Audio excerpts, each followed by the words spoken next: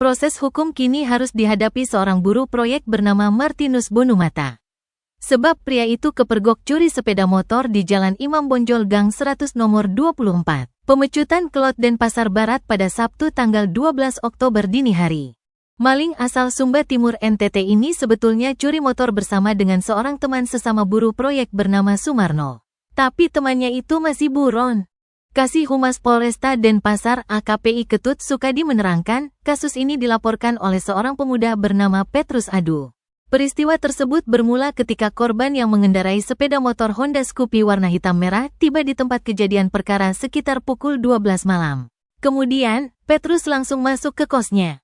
Berselang beberapa saat kemudian, pemuda ini berniat mengambil charger handphone yang dia taruh di jok motor. Namun setelah itu, dia pun lupa mengambil kunci kendaraan, sehingga masih nyantol. Sekitar 25 menit berlalu pemuda asal Rotendao NTT ini dibuat kaget karena tiba-tiba mendengar suara motor dihidupkan. Dia langsung keluar kamar dan melihat motornya sudah dibawa kabur oleh pelaku. Korban pun pergi ke warung kelontong di sebelah TKP untuk menanyakan sepeda kendaraan miliknya. Lalu, salah satu warga ada yang menghubungi Polsek Denpasar Barat.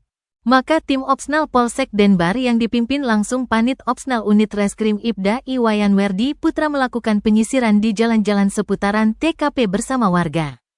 Sekitar pukul 2:30 Wita maling itu akhirnya dapat ditangkap di sebelah barat TKP saat sedang mengendarai motor korban. Saat diinterogasi, Martinus mengakui melakukan pencurian motor yang diparkir di pinggir jalan dengan kunci nyantol.